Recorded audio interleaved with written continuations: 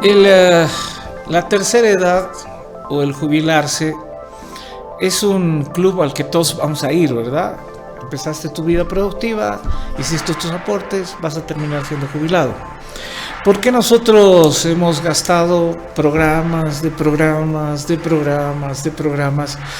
hablando sobre inconsistencias que tenía la gestora desde su nacimiento, el software que usaron, por qué se pagó sobreprecios, quiénes están detrás de estas barbaridades, ¿no? Nombres, apellidos, casos, memorándums, planillas, contratos y demás que fueron parte de nuestra investigación. Nos hemos ganado enemigos lastimosamente a dos manos. ¿Por qué? Porque obviamente al que se saltó la norma no le gusta que le coloquen la linterna encima. Gracias a Dios, cuando cambió el gobierno, cambió la mentalidad y la forma de ver esta entidad fundamental para el conjunto de los bolivianos. A los pocos días le colocaron a él encima la responsabilidad de pagar el bono Pepe. En una decisión del presidente tuvo que actuar con un sistema informático rápidamente. Tuvimos un Zoom, él estaba en Sucre, creo, en ese momento, testeando que la cosa funcione bien. Y obviamente es como decir, este es un campo minado, pero anda trotando hasta allá. Más o menos ese es el tamaño de la responsabilidad que don Rodrigo Paz le dio al nuevo gerente general de la gestora. Hablamos varias cosas, porque yo antes de lanzar una cosa en la espectacularidad de las redes sociales, prefiero ir a la fuente primaria y de verdad aprecio, quiero decirles que siempre he levantado el teléfono y he tenido la dicha de poder conversar con el gerente general, ¿no? Vladi, está circulando esto, ¿cuál es la neta? Si tenía la respuesta me decía, no, esto es así, déjame averiguarlo, hablemos en unas horas más. Y así lo hacíamos. Y hay algunas cosas que fueron surgidas al calor del complot. Porque ¿a quién le interesa que la gestora no funcione? Le interesa a los que melearon, los que están acá escritos, a los que hicieron grandes negociados a partir de la gestora, a los que manejaban los recursos de la gestora, a los que aplicaban esos recursos en distintos lugares. Hasta se mencionaba que la gestora ayudó cuando ya el Banco Central no tenía de dónde sacar plata. Paguen Bow Trading, con plata de allá. Son leyendas que se van soltando. Acá tengo la planilla de la gestora. ¿Cuánta plata se ha gastado? ¿Por qué tardaron tanto en arrancar? Aquí tengo los organigramas de la gestora, cómo funcionaba el área administrativa, la infraestructura tecnológica, los sistemas de información, todo. Acá la tengo en tomografía, ¿no? Y como la memoria es frágil, quiero que vean mi paper de investigación es este, ¿ah? Ahí voy poniendo en posits algunas cosas que detecto de todo esto que no tenían una correlación directa. Pero una vez más vuelvo a esto. Para mí es siempre grato el tener esta fuente primaria y le agradezco de verdad que hoy tenga la gentileza de visitarnos acá en Postdata TV, y quiero de verdad ponderar la predisposición, la apertura a don Vladimir Fernández, que es gerente general de la gestora. Vladi, bienvenido, qué gusto. Juanca, muchas gracias por la invitación. Siempre un placer poder atenderte, atender a toda tu gran audiencia que tienes a nivel nacional. Oye, dice, hay una frase común, ¿no? Dice, tienes que bailar con la fea. A ti te ha tocado bailar con la más fea, con la más pálida, porque hay unos agujeros negros como en el espacio, incomprensibles, ¿no? En el Chapulín Colorado dicen, ¿y ahora quién podrá defendernos? Bueno, te tocó ser el Chapulín Colorado de la gestora, hombre, qué complicado. Sí, Juanca, estamos tratando de solucionar un tema que va de años, que se manejó mal, y se retrocede en el tiempo. Es lo que te digo. Una atención que era antes medianamente buena, si tú quieres, tenía sus defectos cuando estaban las AFPs, pero si tú preguntas a cualquier persona que ha sido atendido por las AFPs y por la gestora, te van a decir que en las gestoras es peor la atención que lo que la atendían en las AFPs. Y eso se ha retrocedido unos 4 años, imagínate. Entonces volver a reactivarte para llegar a ese nivel de atención y mejorar va a tomar su tiempo, porque realmente esto estaba muy desordenado. Ahora, yo creo que se resume en una frase: crisis de confianza, ¿verdad? Han sido recurrentes las denuncias de sobreprecios, de malas inversiones, de disposición discrecional de recursos que no eran del anterior gobierno, sino plata de los jubilados, por Dios. Me imagino que es el momento de las auditorías y de revisar, porque tampoco puedes comenzar a edificar una nueva institución en arena movediza. Tienes que ver hasta dónde es el lodo para tratar de poner en roca firme esto y comenzar a edificar institucionalidad. Mira, lo bueno es que hay partes de las normas que están bien claras, y eso es una especie de blindaje, pero siempre tiene su tema como le puedes dar la vuelta. La ley le establece que la gestora, cuando invierte los fondos de capitalización individual, solo lo puede hacer a través del mercado de valores. No puede ir por otro mecanismo que no sea el mercado de valores. Eso es algo interesante y es algo que a veces las personas no lo entienden, o la gente no lo entiende. Solo es a través del mercado de valores. ¿Ya? Una vez de que tú le das en este caso te ofertan títulos. ¿Quién te ofrece títulos? Los bancos, las empresas y el tesoro. Pero el tema es cuando el tesoro te dice: no le des a nadie más y cómprame solamente a mí los títulos. Uy. Y eso es lo que pasaba. Entonces tú porque tienes tu dinero para cada mes, destinado para que tú igualitariamente vas invirtiendo para los bancos, para las empresas y para el tesoro. Digamos que lo haces igualitariamente. Pero cuando tienes una presión en la cual el tesoro te dice: no me inviertes en el banco, no me inviertes en las empresas, solo me inviertes en mí. Ya no es importante ni la rentabilidad, ¿no? Porque tú tienes la obligación, se entiende conceptualmente, de decir: esta no es plata mía, esta es plata de todos los jubilados. Claro. Entonces tengo que ser suficientemente ducho de ver factor riesgo, de ver la mayor rentabilidad, de ver cómo esta platita de los jubilados crezca. Exacto. No decrezca. Pero si te obligan a tomar decisiones, ¿cómo la haces, no? Complicadísimo. Sí, y bueno, evidentemente en finanzas, el título del Tesoro y del Banco Central, en teoría te voy a poner así, es el más seguro. ¿Por qué? Porque en teoría un gobierno nunca entra en quiebra. Claro. Porque puede volver a hacer el rollover cada vez. En teoría, el Banco Central podría emitir billetes y siempre te puede pagar. Entonces, claro, la lógica va a decir: ¿le vas a prestar al Banco Central que te puede pagar siempre, o a una empresa salchipapas Patito, por decirte, que siempre va a ser más riesgosa porque tiene que ser su negocio y todo lo demás? Entonces, bajo esa lógica le dices: bueno, le doy al tesoro. Le das al tesoro, pero si el tesoro, ese dinero que tú le das, lo malgasta, no lo invierte, tienes el riesgo que no te devuelva el dinero. Por eso era importante el tema de, por ejemplo, eliminar la subvención, porque todo el dinero que le daba la gestora al tesoro no era para inversión, era para pagar el hueco que daba la gasolina. Claro. Entonces, y le dabas. Entonces, por eso se decía que era la caja chica. No era porque era una mala inversión, sino porque después el tesoro tiene la potestad de hacer lo que vea con ese dinero. Ahora, Vladi, hay tantas historias que se han contado, por Dios. Porque además he hablado, te debo decir, y he atendido denuncias de mucha gente, pero dependiendo del grupo o del colectivo de jubilados con el que te contactes, tienen una lectura diferente. No, es que la verdad, hay gente que te dice: no, están haciendo bien las cosas, y hay gente que dice: no, son unos ladrones. Todos tenemos intereses particulares. Claro, tienes gacetillas como la que tengo acá: gestora pública, cierra el 2025 con cifras récord de rentabilidad. Entonces tú dices: está yendo bien.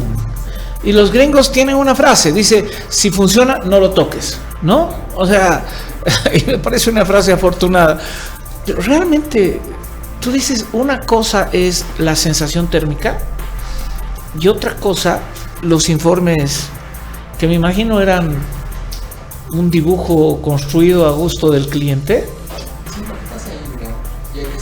Dos cosas, y eso es lo que a veces en la población tenemos que dejar claro, y es una falta de nosotros de comunicar a la gente. La gestora como tal es una empresa que su accionista mayoritario es el Estado. O sea, todo lo que gane la gestora por hacer su trabajo se lo da como utilidad al Estado. Y él maneja un fondo que es como un fideicomiso, es un patrimonio autónomo. Este fondo es el fondo que tiene las pensiones, el privado. Esto es privado. ¿Quién lo administra? La gestora dice, yo voy a administrar esto y por administrar esto me voy a cobrar una comisión. Ese es mi ingreso como gestora. Entonces, como siempre llega la plata y yo siempre lo invierto, siempre voy a tener una comisión. Entonces, es por eso que siempre tengo rentabilidad. Porque tengo un buen ingreso y si yo gestiono bien mis gastos, voy a tener rentabilidad. Pero esa rentabilidad es de la gestora y eso es para el accionista mayoritario de la gestora, que es el país, el Estado. Pero en cambio, en los fondos de inversión, que es aparte, ese fondo de inversión tiene que también generar sus ingresos, sus rentabilidades, y esa rentabilidad, esa sí es para el pensionista. Entonces, ahora, ahí hay que separarlo. ¿Qué responsabilidad manejar la plata de otro, no? Mucho mayor, mucho mayor. Si incluso tu plata y haces un mal negocio, te dices, bueno, ya pues, le he tarreado, hermano, me he comprado un auto y había sido con motor de Brasilia, ¿no? O sea, no había sido Mercedes. Ya, perdí, me embromé, pero es la plata de otro. Exacto, ahí es mucha mayor la responsabilidad. Porque como tú dices, al final puedo manejar mi dinero y si yo la atarré y la tengo que volver a agarrar. ¿Sí? Este dinero no es tuyo, es privado y te han dicho, es tu responsabilidad cuidar este dinero, resguardarlo, invertirlo bien y hacer todas las gestiones para recuperar cualquier pérdida que tengas en ese fondo. Ahora, me entusiasmó porque hace 3 días estaba con el ministro de Finanzas, con José Gabriel, presentando una herramienta informática que me ha encantado, hombre, ¿no? Es un Google para todo lo que compra, todo lo que compró el Estado. Y para no tener tanta denuncia acá, qué bueno poderlo tener en pantalla. Y el ministro me decía, todas las cosas que se han hecho chuecas van a saltar con esto. Un software que por ahí compró la gestora y que no funcionó, no arrancó y se pagó a X, Y o Z, van a saltar, porque ahí está claramente decir cuál es la inversión, cuánto se pagó, cuánto se ejecutó y si está o no está funcionando. Pero cuando te das cuenta que tardamos 14 años antes de arrancar, pero ya pagando sueldos, dices, ¿qué empresa? Tú eres un hombre de empresa. O sea, te dirá, pues, no sé, tu administrativo dice, sí, ¿sabes qué? Estamos ya listos, en un mes arrancamos, ya, generas la plata para una planilla. En 2, ¿sabes qué? Nos hemos retrasado, ya. Pero, ¿tantos años? Tú dices, ¿qué ha pasado, no? Y ese es el llegado al punto álgido de este tema. Tenías mucho tiempo tenías un tiempo limitado ya habías sacado la Constitución. Se supone que cuando tú le estabas planteando cambiar de privado a público la administración de la administración de los fondos de pensiones, ya tenías claro cómo ibas a hacer el plan. Si no, no te lanzas a hacer un plan, ¿no es cierto? No, lógico. Entonces, si lanzas a nacionalizar, ya tienes por atrás todo lo que te puede venir por hacer esa decisión. Tendrías que tener, ¿no? Yo entendería que es la lógica, ¿no? Sí. Es como si me voy a compro un auto, veré si me va a alcanzar para la gasolina, para el aceite, para todo. Tendré que ver, no me lanzo por lanzar. Entonces, te lanzas, lo vuelves de privado a público y te das cuenta que no había sido tan fácil cambiar de privado a público y te tomas los años suficientes como para poder, y cuando ves que ya se te está cayendo todo, un MNH. ¿Sabes qué es un MNH? No. Métele nomás, hermanito.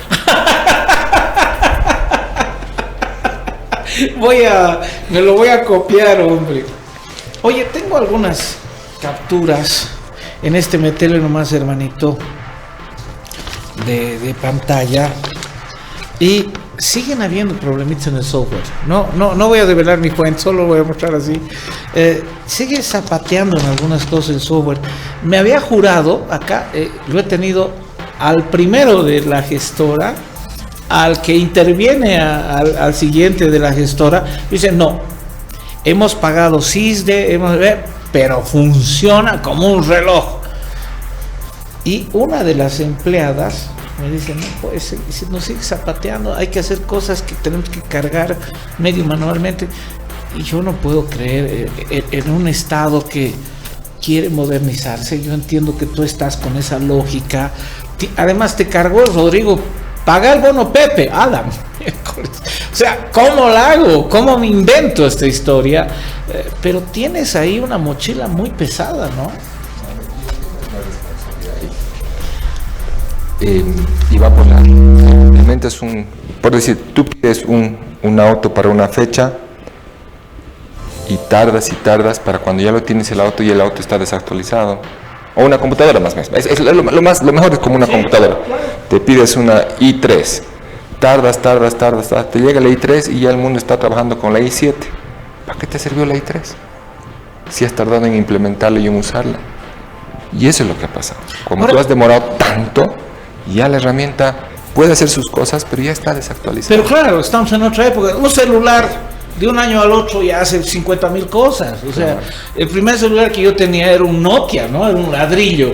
Pero no te podíamos mandar WhatsApp en eso, ¿no? O sea, entonces, la tecnología ahora, Vladi, en esta lógica, cuando tú nacionalizas, entiendes que te chupas activos y pasivos, ¿no ve? Pero si tienes una cartera que las AFPs por irresponsables no cobraron, y tengo por ahí algún dato, ¿no? Me imagino que tu negociador que te estás haciendo cargo de eso, dices, tú quieres una indemnización por la nacionalización, porque los italianos en Entel nos han cobrado indemnización, los brasileros, los españoles en el caso de Yacimec nos han cobrado indemnización. Obviamente los de las AFPs Futuro y Previsión nos iban a caer con un yunque. O sea, no hay divorcio de abuelas, hermano, ¿no? Claro. O sea, la doña se va a quedar con todo, con tu casa y con tu conciencia de alguna manera, ¿verdad? Sabíamos que iba a venir un yunque. ¿Por qué no se negoció de una manera un poco más inteligente? ¿Cómo hoy día podemos estar frente a la conclusión de un laudo arbitral que tiene carácter de estricto cumplimiento con 105 millones de dólares y nosotros nunca exhibimos la carta y decimos, un ratito, a ver, querido, acá tienes una cartera en mora que tú no la has cobrado por irresponsable y era tu obligación ante la ley el cobrar esa cartera en mora? Además, señores del sistema regulatorio, ustedes tenían que verificar en los estados financieros esta mora, como sucede en un banco. O sea, no podía nadie defender a Bolivia. Por eso decía ayer yo, ¿quién defiende a Bolivia? No, y ahí es un tema, mira, realmente de coordinación entre instituciones y de normativa. La normativa establecía que todos estos procesos pasen de previsión o de futuro a la gestora. Pero antes, tú no vas a recibir así, ya toma, y ya está, tienes que revisarlo, claro. Tienes que verlo. Entonces, la normativa establece que todo lo que pasa de las AFPs pasa a la APS para que la APS revise de que todo es correcto y recién cuando el APS le da el visto bueno, me lo da la gestora. Pero incluso la gestora tiene que hacer la diligencia de revisar de que está como dice la norma. Claro. Y si no, devuelves. Entonces, ¿qué ha pasado? En el regulador se ha quedado ahí, en el otro le ha pasado, el otro le pasa, no, yo ya no sé, es tuyo, no es mío, o sea, como pasándose la papa caliente. Cuando yo ya llego, digo, pucha, ¿qué es esto? Si no está con la norma, devuelvan. Porque le corresponde al que es responsable. Qué grave. Oye, ayer leía la noticia de que se iba a hacer el esfuerzo de hacer una auditoría jurídica. La dinámica de un laudo arbitral es que es cosa juzgada. O sea, yo firmo ahorita con Vladimir Fernández un contrato y le ponemos una cláusula arbitral al final, tú y yo estamos firmando y nos ponemos de acuerdo que en caso de controversia, un tercero va a dirimir por nosotros y nos comprometemos a no apelar, a no recurrir a nadie más si ese tercero falla a favor tuyo o a favor mío. Esa es la dinámica de un laudo arbitral. O sea, yo no entiendo, ya pues, o sea, cuando ya hay un fallo, ya es cosa juzgada, ya, a llorar al río, ¿no? Sí, ahí hay un tema de que estos laudos arbitrales son cortos, no duran tantos años. Pero entonces, ¿por qué la Procuraduría lo ha ido dilatando? Ahí es donde tienes que preguntar, porque podían resolverlo, claro, como tú dices. O sea, y había un momento, hasta ya, vamos con el peor de los casos.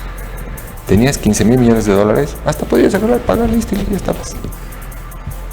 Lo vas a alargar,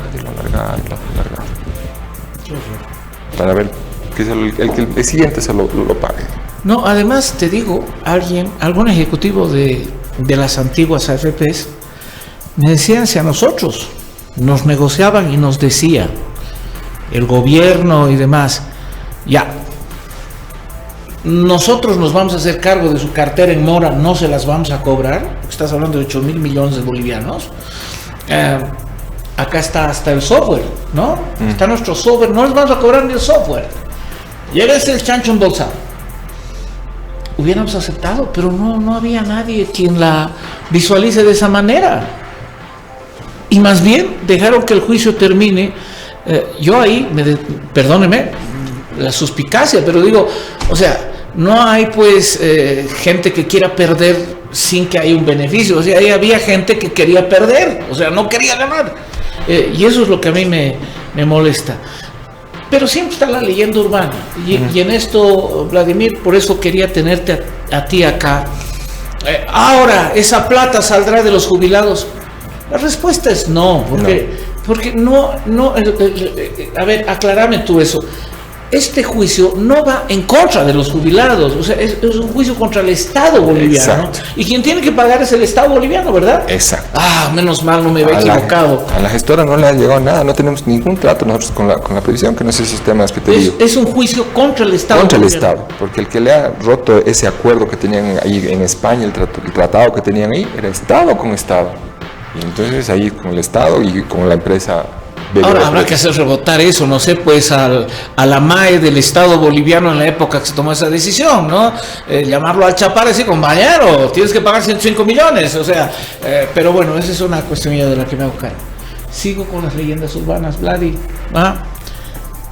Yo con gran algarabía he visto que ya va a partir el tren Caballero, vamos para Oruro, he dicho, qué maravilla esto, el otro. ¡Pum! Sale, ¿no? Ese tren está financiado con la plata de los jubilados. Aclárame eso. Del Ferrocarril Oriental. Sí. Es muy interesante. Aquí, te decía que la gestora administra patrimonios autónomos. Ya como es un fideicomiso, es una plata que estoy entrando de terceros. La gestora administra varios fondos. Un fondo, ese es el fondo de capitalización, que es el fondo de pensiones. Hay otro fondo que todos lo conocen, que es el FRUP, que es el que se paga la renta dignidad. Este fondo de renta dignidad se nutre de las utilidades de las empresas que eran capitalizadas. Ya. Cuando se hicieron las capitalizaciones, las utilidades que iban a llegar de esas empresas capitalizadas le iban a llegar a la plata, a este fondo, para que este fondo pague lo que ahora se llama la renta dignidad. Antes era bono dignidad, tiene otros nombres, ¿no es cierto? Sí. El momento que de ahí va saliendo el dinero, el momento que hay la nacionalización y todo lo demás, ahora se tiene estas empresas que son ahí, el que tiene parte, la mitad de esas empresas es la gestora, pero en representación no de la gestora, ni tampoco del fondo de las pensiones, sino de este fondo de renta dignidad, o sea, para pagar la renta dignidad. Entonces él tiene el 49% de esta ferroviaria. Ya. Ahora, la inversión que se hace en Ferroviaria Oriental es de otro fondo, es del fondo de pensiones, es otro fondo, es como otro bolsillo. Él está invirtiendo en Ferroviaria Oriental, pero no tiene nada que ver con este otro fondo que él sí está invirtiendo en acciones. La confusión era como decir, ¿por qué tú tienes acciones y bonos? no es que yo como gestora tengo acciones y bonos, ni tampoco el fondo de pensiones. El fondo de pensiones solamente tiene bonos con la ferroviaria. El fondo de la renta de dignidad sí tiene acciones. Entonces son dos fideicomisos aparte. Dos hermanos de una misma familia. Exacto. Digamos. Pero ahí está el tema. Ya. Esto ya viene del pasado, no es una cosa que lo hemos hecho en esta gestión, ya es una inversión pasada. Obviamente genera susceptibilidad porque son como hermanos, Sí. y es el mismo padre que los administra a los dos. Entonces ahí... Qué difícil ser papá de una familia complicada. Es una familia complicada. Entonces, no. Entonces, de todas formas, tú tienes personas que pones para que representan este fondo, para que haga bien las cosas, y tú tienes otro grupo de personas que le pones para que revise que las inversiones que les has dado, les has prestado plata en bonos, te devuelvan. Entonces, eso hay que marcarlo como separado para que vean que no hay, en papeles no hay un conflicto de intereses, pero obviamente siempre genera susceptibilidad porque la misma gestora es la que administra los dos fondos, ¿no? Tal vez si alguien administra el fondo aparte, el FRUP, digamos, ponte que la renta de dignidad lo administre otra entidad, pues tranquilo, digamos. Ahora, yo voy a hablarte, no soy jubilado todavía, espero no ser todavía mucho tiempo, pero lo que a mí me interesa, por ejemplo, es que esto sea rentable, o sea, Claro. que esa platita vaya creciendo, no vaya decreciendo. Exacto. O sea, que mi pensión sea más interesante. Alguna gente me decía, yo me he jubilado y me tenían que pagar, no sé, pues yo aportaba y me tenían que pagar 7,000 y ahora me pagan 4, sí. ¿no? Y me han reducido la plata, se están gastando la plata del jubilado. Es que la lógica del bolsillo pues es bastante diferente de la lógica de la cabeza, ¿no? Sí. Y mira, ahí va por el tema del sistema de pensiones que tenemos. Y no solamente pasa aquí en Bolivia, Ajá. pasa en todo el mundo. Hay dos sistemas de pensiones. Uno es el sistema de reparto, Sí. que era antes de lo que tenemos ahora, y el otro es el sistema de capitalización individual. Uy, En el reparto, no me hables de Dante Escobar, digamos. No. no. Es un sistema de reparto era hoy por ti, mañana por mí. Ajá. Los jóvenes se les descontaba el dinero para darle pensión a los mayores. Ese era el sistema de reparto y hay países Sí. que siguen haciendo eso. El problema es cuando tú eres mayor, generalmente te jubilas con un buen sueldo, o sea, tienes un sueldo alto. Sí, claro. Y en un sistema de reparto te jubilas más o menos con un sueldo similar a lo que estás ganando. Pero el joven, cuando empieza a trabajar, no gana un sueldo alto, No, un pues. sueldo pequeño. Y con ese sueldo que le estás descontando, le tienes que cubrir el sueldo al mayor. Y si tienes más gente mayor viviendo más años y más gente se va jubilando y menos gente que entra a trabajar y menos jóvenes, ¿De dónde pagas? exacto, ahí tienes que sacarle al tesoro. Hay un momento que se te hace insostenible ese tema. Sí, claro. Es por eso que llega y dice, ya, rompamos este sistema y cada quien se ahorra. Ya. Te voy a sacar 10% de tu sueldo. Ahí sale, digamos, el ahorro individual. El ahorro individual. Ya. ¿Y qué pasa? Cuando tú ya sales de tu jubilación, como has ahorrado más, menos, y tú divides todo lo que has ahorrado hasta tus 110 años que vas a vivir, Dios no quiera, pero bueno. no te alcanza. O sea, Claro, claro. Y peor, vamos a otra cosa. La ley te establece que el cálculo para ver esa división, no solamente tengo que considerar tu expectativa de vida, porque normalmente se hace un cálculo hasta los 85 años, más o menos, que tiene que estar. Tengo que ver la expectativa de vida de tu esposa y de tus hijos.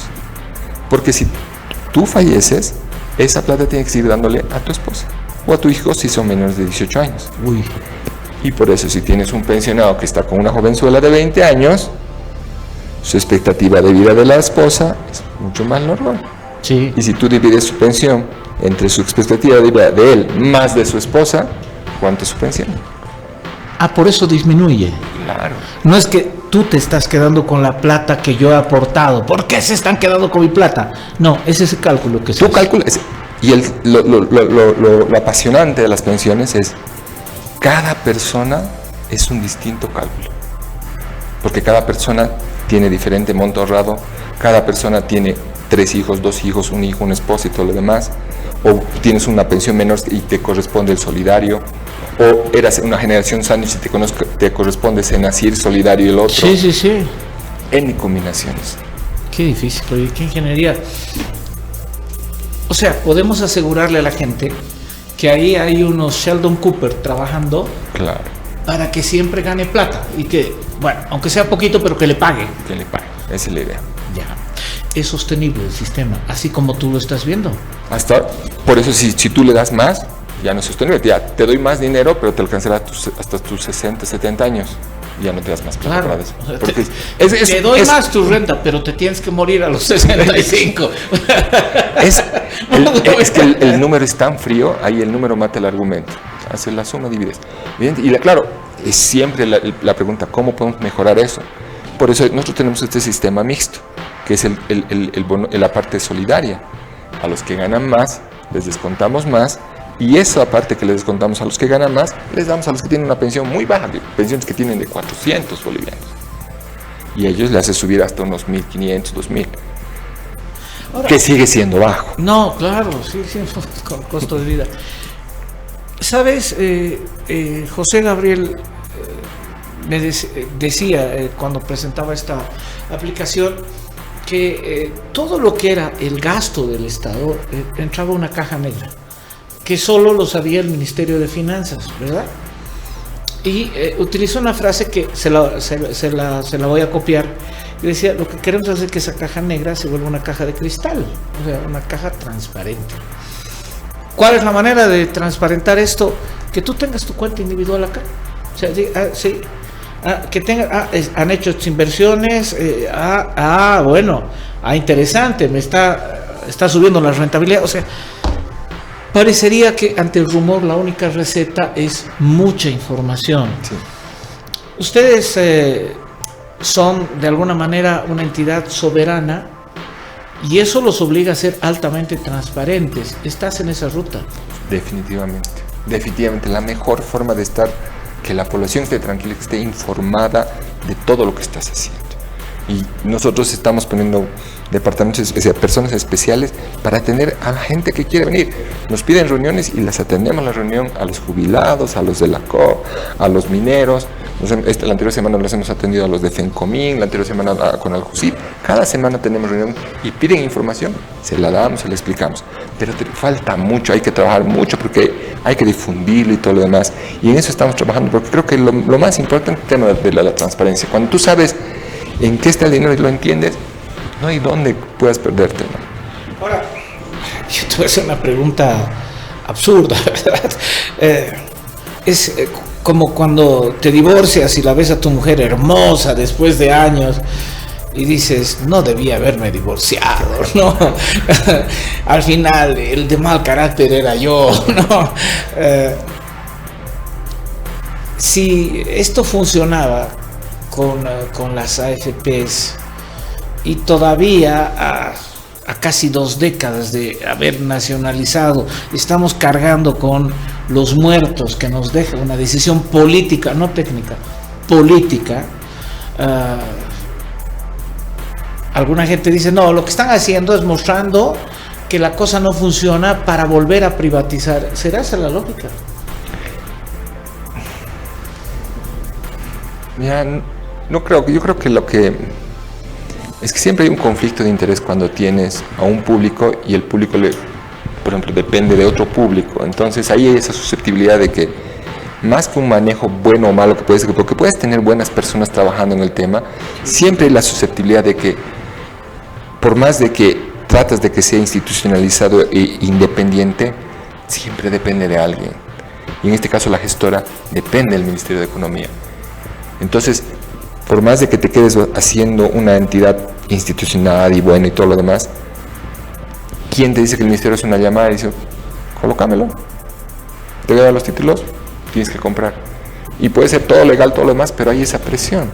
Claro. Por lo menos en el privado no es tan directo. No, lógico. Tienes, entonces, no puedo decirte si quieren volver o no quieren volver, pero hay esa susceptibilidad siempre cuando el público tiene por detrás otro público que le puede presionar. Por lo menos en el privado rompes un poco ese tema. Pero evidentemente para hacer ese cambio tienes que cambiar la Constitución, porque eso es más complicado. Ahora, Vladi, ha habido daño económico en la gestión. O sea, han habido funcionarios que han hecho las cosas chuecas, por decirlo menos. Yo he detectado incluso redes corruptas de gente que hacía barbaridades al interior de la gestora. Yo voy a decir que también he conocido gente que en algún momento la acusé, vinieron acá y me dicen, no, yo vengo de acá, y terminamos haciéndonos amigos, de verdad, porque me dieron charla. Es muy complicado el negocio de las pensiones, ¿no? Y uno no está con todos los elementos para entender esta ingeniería complicada, ¿verdad? Y he encontrado gente técnica que formó parte de esa antigua gestora, pero de primer nivel, te digo, de verdad, de primer nivel, que me han orientado, me han explicado, pero al mismo tiempo me han ayudado a detectar a estos otros que los tengo individualizados y que te acabo de mostrar sus nombres y sus carpetas, ¿verdad? La gestora tiene la obligación de recuperar esos recursos. ¿Se están haciendo procesos de investigación, auditoría? Sí, estamos empezando con transparencia, con sumarios y con auditoría. Son las 3 armas que tiene ahorita la gestora. Entonces, denuncias que tenemos, lo ponemos a transparencia lo analiza, lo ve y lo pasa a sumario. Y para tomar ya la acción para que la persona no esté, digamos, ¿no? Y después se hace todo el tema de proceso de auditoría. Tenemos más de 20 ya, además de las programadas, 20 adicionales de auditoría. Y el tema es que vas abriendo uno, mandemos auditoría. Vas abriendo otro, mandemos auditoría. Entonces, a la medida que vas encontrando temas, lo vas mandando a auditoría para que lo vean, ¿no? Bueno, yo en algún momento se lo dije y te lo dije en tu oficina, lo voy a contar. Estás durmiendo con el enemigo en ciertas cosas y sí. Qué difícil, porque hay funcionarios de estos chuecos que se hicieron nombrar así de salidita, ya, bájame de cargo, pero ponme con la Ley General del Trabajo y voy a ir a mi casa un ratito, le embarazo a mi mujer para que no me puedan votar. Y has tenido esos casos, como en otras entidades del Estado. De verdad, qué complicado. Es un sufrimiento en todo el Estado, porque no puedes mover, no puedes trabajar. Y si digamos, ponte, ya, lo has detectado al bicho, ya lo voy a llevar a Puerto Suárez. Acoso laboral, tienes una demanda ahí.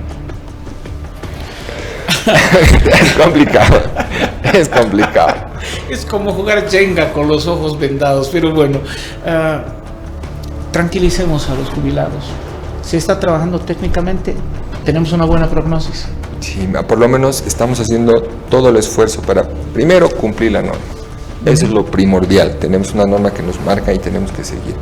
Entonces, en lo que es las inversiones, que es lo que más la gente se preocupa, estamos siguiendo la norma, lo que te decía la ley, ir a través del mercado de valores. Lo bueno es que a través del mercado de valores tú tienes varios que observan lo que presentan las empresas. Hay una calificadora de riesgos, está la ASFI, están las agencias de bolsa que ven y estructuran, y una vez que llega a mí, todavía tiene que ir a un área de inversiones, a un área de riesgos y a un comité de inversiones. Porque al final, ese comité de inversiones, algunos jubilados me decían, ¿por qué no podemos ser parte? ¿La ley nos faculta? Esa es una buena pregunta. El tema es que dentro de la normativa, el comité de inversiones tiene que participar el directorio, en este caso el presidente del directorio.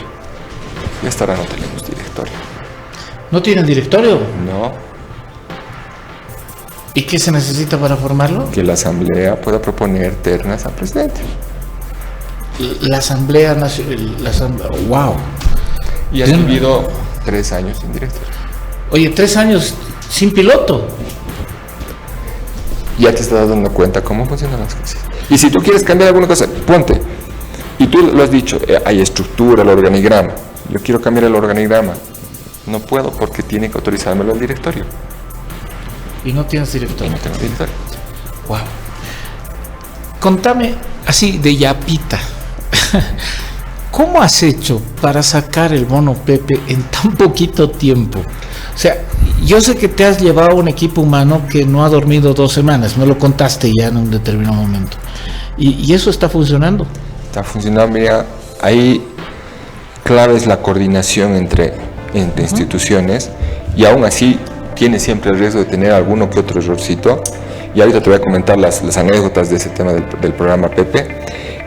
Tener el personal adecuado es clave, comprometido, está metido ahí 24/7, reuniones constantes, prueba, error, hasta que salga el tema, y con eso te sale. Por ejemplo, te voy a dar un tema. Nosotros habíamos apuntado de que le vamos a pagar un bono por familia.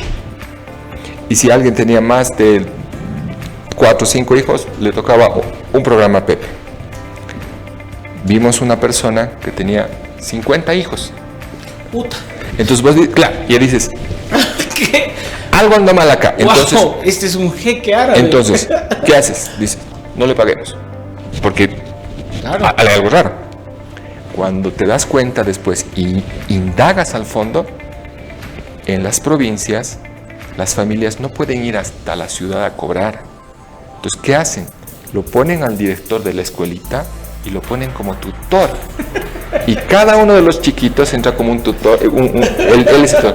Entonces tiene su lógica y dices, sí le corresponde, pero imagínate, estos pequeños detalles se van viendo cuando tú entras a fondo y realmente te comprometes con el tema de esto es para todos. Claro, Esto es para tú repartir. agarras y dices, oye, Rodriguito Pérez le han dado, ¿qué? O sea, 50,000 bolivianos, ¿no? O sea, Claro. ¿no? Tú dices, acá hay corrupción. Claro, en la data ese rato saltas, pero tienes que entrar más a fondo. Imagínate, ahí le corresponde, porque es una provincia lejana y todo, y el director con todo, tenía a todos los chicos de la escuela ahí como tutor. Son anécdotas que uno aprende, ¿no? Y que va Bueno, bien. es un país muy particular el nuestro, Sí. y qué difícil para el informático el entender estas realidades que son múltiples, ¿no? Muchos casos. Y para eso, el tema de Juancito Pinto, el problema es que teníamos que las escuelas no habían puesto bien en el sistema el nombre del papá o de la mamá. Entonces no había quien pagar. Entonces tenías que depurar. Ahora una pregunta personal, Vladi. Si pudiéramos retroceder en el tiempo, después de todo lo que conoces en estos meses, ¿aceptarías ser gerente general de la gestora? Qué pregunta más difícil. Qué pregunta más difícil. Y ahí tengo dos Vlades, digamos. Hay un Vlade que me dice, ¿para qué has dicho que sí? Sí, claro. Y otro que dice, es ahora que tienes que darle el pecho a tu país. Y estoy ahí. Y ese que ha dicho, pon tu pecho por el país, es el que ha ganado, digamos, la decisión. Yo me quedo con ese corolario. Creo que aquí lo tienen. Este es el ejecutivo de nuestra gestora. Recibió, como se dice vulgarmente, la papa caliente. Está surfeando en medio de tempestades.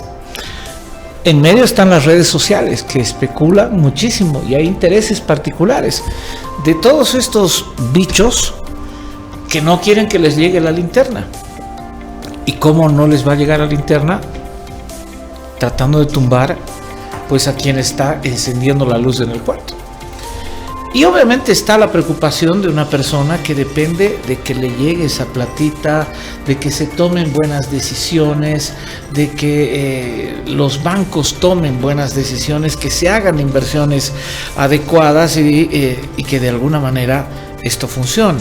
Y encima hay que surfear con estos daños como la sentencia del CIADI, cosa cumplida, Estado boliviano, pague.